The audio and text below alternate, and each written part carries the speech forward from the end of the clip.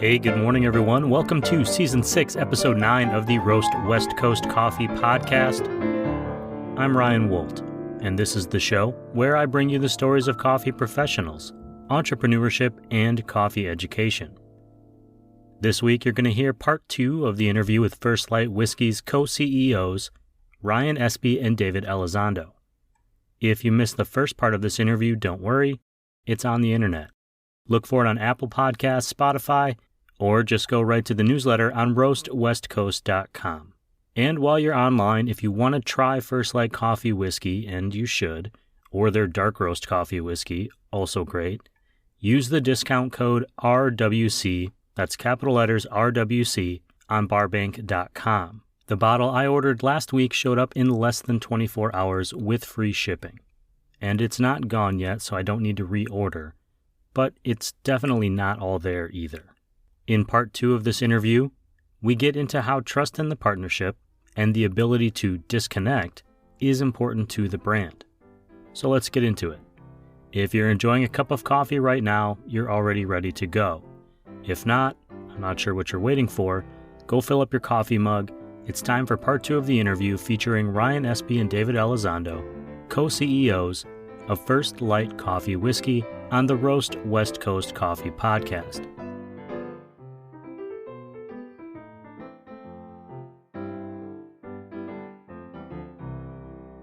The organic agave nectar was definitely a game changer for sweeteners for us. I mean, we end up with like 80, probably more than 80% less sugar content just to like your Fireball or something you're seeing that's having a lot per serving.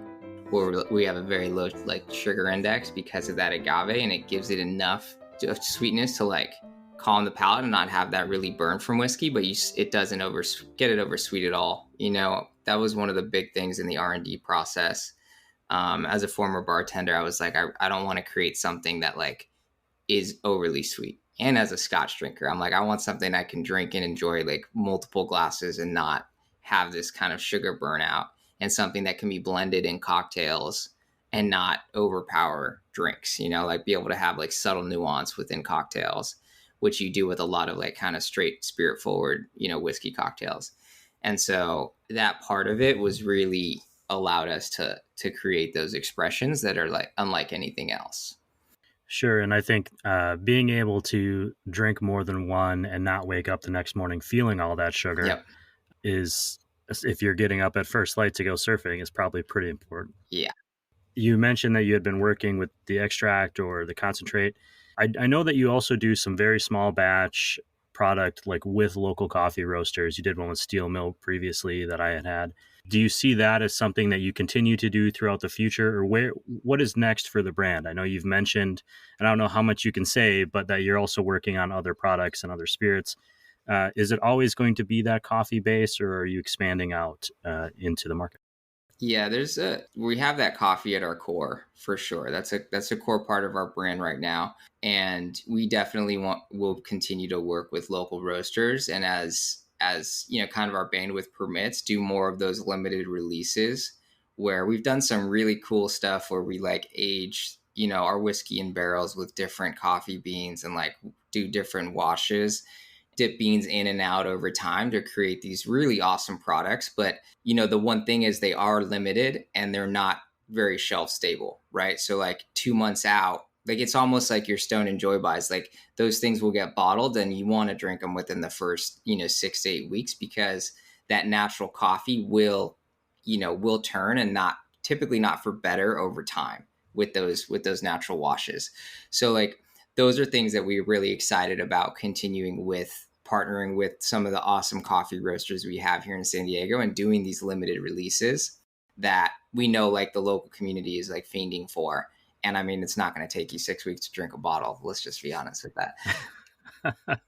Yeah. And then the product roadmap, we do keg cocktails at events that are just that again, the response is phenomenal. So we'll be looking into canning some of those, and then also expanding our spirits line down the road. Very cool. Ryan and I were talking about this before you hopped on the call, David, but just about his vacation and how for a few minutes he would step away from work, which doesn't happen a lot when you are in charge of something, when you are running a business. So I wanted to ask you both about, the choice to be an entrepreneur out of college instead of going a more traditional, maybe a safer route, depending on how you look at things, and how that impacts the rest of your life? Yeah, it's a great question. There's definitely an ebb and flow to entrepreneurship that is unlike anything I've experienced before in life. I had some jobs, really like some gig style jobs during undergrad, and I got a little bit of background like working, and then I did work full time for California Spirits Company soon after. So I had that kind of reference point versus now it's just the full entrepreneurial dynamic flow, and doing it particularly for in my experience with my wife Cassidy like has really forced a lot of like hard conversations and forced us to grow, I think more so than we otherwise would have. It's been really beneficial. It's a lot of times like there is resistance, and it's not necessarily the easiest process or the easiest path, but the journey is worthwhile. And I found it to be that learning to disconnect. We go camping as kind of like our go-to. We actually just took a trip to Mammoth last week, and we were able to connect with some accounts up there, and we're hoping to get some placements on mountain this season. And we see like the alignment of First Light and Mammoth Mountain to be fantastic. But we were able to connect with a lot of accounts, and then also put the phone away, like drive up to the lakes and just sit there and like we're just there. Like we had a futon in the back of the van, and we're just laying there listening to the creek and looking at this beautiful landscape and disconnecting, and those moments are sacred. It's like cherishing the moments where we can connect with the natural world, connect with each other, love the journey, and respect that in a lot of ways, like you never really turn off. Like we're always thinking of the next thing that we could be doing or how to make it a little better. And it's just like the natural process of like thoughts arising. And this is our baby. This is like we love doing this. So it is like, in a sense, we're always working, but also in that same sense, like we're never working. It's just such a beautiful gift to be able to do this. And how lucky are we to have these opportunities to build the things we love? Yeah, for me, part of it is having like a strong and trustworthy co-founder. So the choice for me, like of entrepreneurialism, kind of wasn't a choice. I feel like, I'm gonna date myself. I like was hustling like blank CDs when I was a kid, and like just like mowing lawns and always doing businesses. And the last like W-2 I had, I was in college and I worked at Trader Joe's throughout that time. So for about 4 years. And then after that, like I said, I was kind of I just hate authority. And so I just like, I couldn't stand the idea of, Trader Joe's was great, but it's also like, there wasn't a lot of filler work, but I hate the idea of work for work's sake. And so from that, like I said, I was like, all right, let me started just like designing and building websites. And then I like opened an agency, and we got into mobile app development, and then went into like marketing, sales, and like online coaching, consulting, which is kind of what I did right before this for a few years, all in the advertising sphere. And so it was like, it was kind of never a choice. It was like that I was always going to do this. But those businesses, like I mentioned previously, I was like the main point. So there was no opportunity for disconnecting. And it was always, and you almost have to learn as an entrepreneur, like to give yourself a break, because it doesn't behoove like your best performance to always be in front of your laptop and to always have these, to always be on. Like some of our best inspirations and ideas will come from like the natural world itself and come from experiences. I feel like a lot of people could relate to just when you're stuck at a problem, like you go for a run or you just do something else. And like a lot of times the solution prevents itself. So when you're thinking of like higher level business decisions and like strategy, sure, you put the work in front of the whiteboard, but you need to like get away. And like like I said, with having, David as a co-founder, who's again, somebody like just strong and trustworthy. And we almost have like different strengths and weaknesses. Like we talked about, it puts comfort in being able to do that, and like being able to disconnect and not worry that like things are going to fall apart because like someone's there. Right. and then having those inspired moments. And the brand, as part of our brand ethos, like we understand that.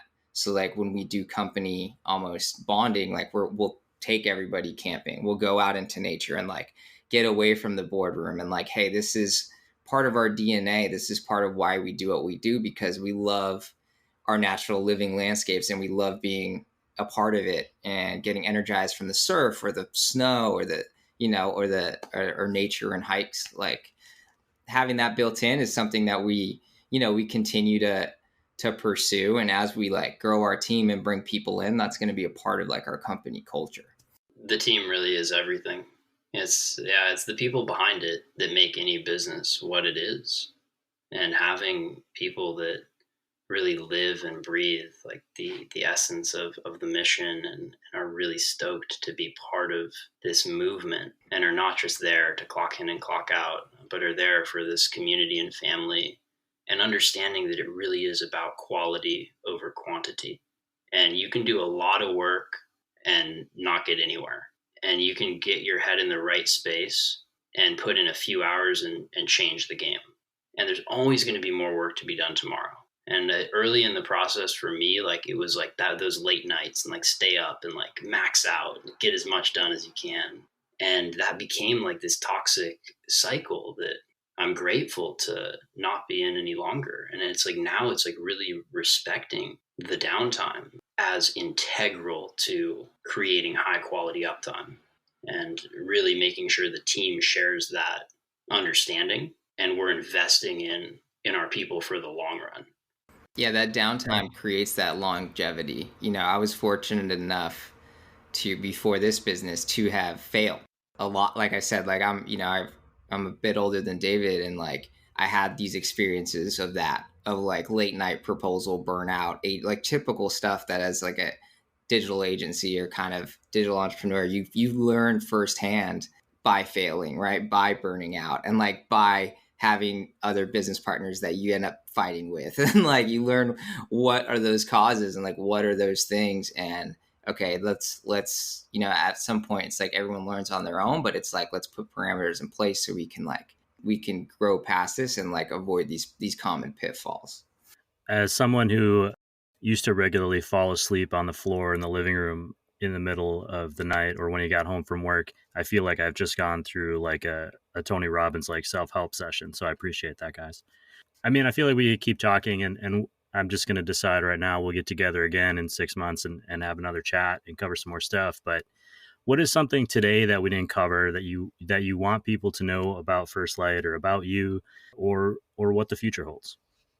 I think something I would like to share is anyone who may be interested in the entrepreneurial process, as we discussed, but might be scared or uncertain about taking that first step.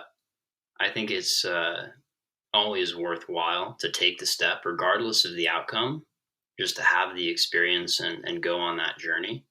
And I think something that I didn't necessarily expect to learn on this journey that I think has been perhaps the most worthwhile lessons I've taken away thus far has been just how directly aligned the entrepreneurial journey is with my life journey. And I think just like the human experience and learning about, overcoming challenges and learning about what we're capable of and learning what's real in terms of like external constraints in the world versus internal constraints in our minds that we just develop like throughout our lives. It's like, oh, I couldn't do that. I couldn't like be an entrepreneur. I couldn't start my own thing.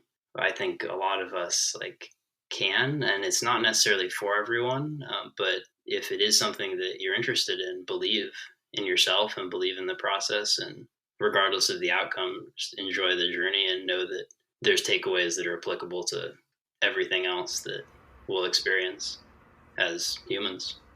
One of the core foundational mottos for First Light is embrace the unknown. It's something that, as I told the First Light story, like really relates to that, is to like, hey, if you have that choice to make, like go do it. Like it's always worth it in the end. Like no matter what it is, whether it seems like a lot of work or there's, resistance in front of you, take that step, embrace what's coming, and you'll be rewarded on the other side. And so that's what we continue to do. And that's what our community gets behind us, and we all have that mentality. So we're stoked to continue it and bring more people along to join the journey. I normally end this podcast by asking people what they drink when they're at a coffee shop. But today I'm going to switch it up and ask you guys, how do you drink First Light whiskey? Do you drink it in a cocktail? Do you drink it on the rocks? What is your go-to? And I'm presuming that you enjoy and drink your own product, which is probably a given. Yeah, for me, I drink it on the rocks as a whiskey drinker. But even for some people, a lot of people out there that aren't just like won't sip on whiskey, like you can sip on this. Put it on the rocks and enjoy it. Yeah, on the rocks for sure. And my personal favorite cocktail is our dark roast blend mixed 50-50 with oat milk, shaken over ice and strained with a little dusting of cinnamon. It's like a spiked chocolate coffee milk. It's beautiful. And I will say that I mostly drink it either blended with like a shot of Bullet on an ice cube, or I make a decaf coffee in the afternoon and then dump in the First Light whiskey. And it's the only cocktail that I make where I don't measure out the whiskey. I just kind of go until the cup is full. I'm assuming it's healthy. We're not going to worry about it today.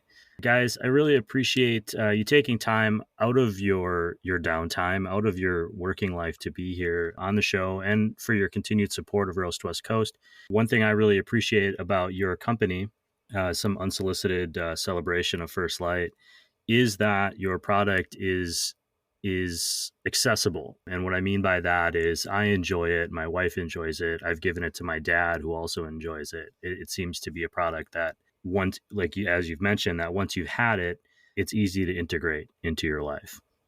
If you enjoy a cocktail. Couldn't agree more. It's been really inspiring sharing it with the local community. And we have more events coming up. If anyone's interested in going to those events, following the journey, check out our website, firstlightwhiskey.com. Our Instagram is @firstlightwhiskey. And we're grateful to have you with us, and grateful for you, Ryan, for making this happen. So, thank you.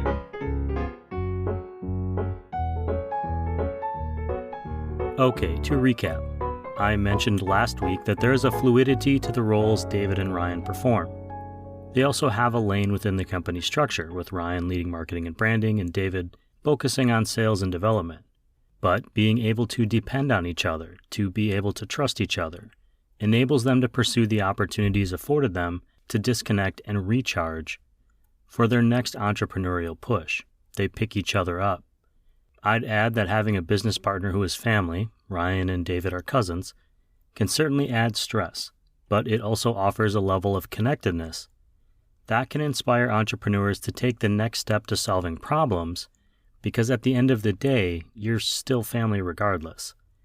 It's harder to cut ties if there is a dispute, and easier to share in the celebration of the successes. Near the end, David wanted us to know that taking on the challenge of entrepreneurship is worth it. It may not be easy, but you will learn what you are capable of, and you'll learn what is real in terms of your own vision for yourself versus the vision you may think the world has for you. In the end, as an entrepreneur, you need to believe in yourself. And finally, I recommend trying First Light whiskey on an ice cube, even if you aren't a traditional whiskey drinker. Try to pull out the coffee flavors, and with that agave kicker, you'll find it to be smooth with a slightly sweet, although not too sweet finish. I remind you that you can get 15% off your First Light order with the discount code RWC on barbank.com. That link is in this show's notes and on roastwestcoast.com, where you find the show's newsletter. I also encourage you to go directly to firstlightwhiskey.com after you order to check out some of the cocktail recipes. They even have a cake recipe that David's wife Cassidy shared that is phenomenal. It was the first cake I ever made completely from scratch, and it made for an excellent breakfast with my morning cup of coffee today. First Light Whiskey is one of this show's industry partners, who along with our paid subscribers ensure that this show gets made every week and help me continue to grow the podcast. Other roast industry partners include Café Laterre, Moster Coffee Company, Steady State Coffee Roasting, where I just was buying some new filters for my pour-over, Camp Coffee Company, Coffee Cycle Roasting, Ignite Coffee Company, Maria Coffee, Cape Horn Coffee Importers, and Ascend Coffee Roasters. Thank you all for listening and for supporting this show. This episode of the Roast West Coast Coffee Podcast has been written, produced, and recorded by me, Ryan Wolt. I hope this episode has found you happy, healthy, and with at least enough sanity to make it through the day. Always tip your baristas, and be sure to drink good coffee.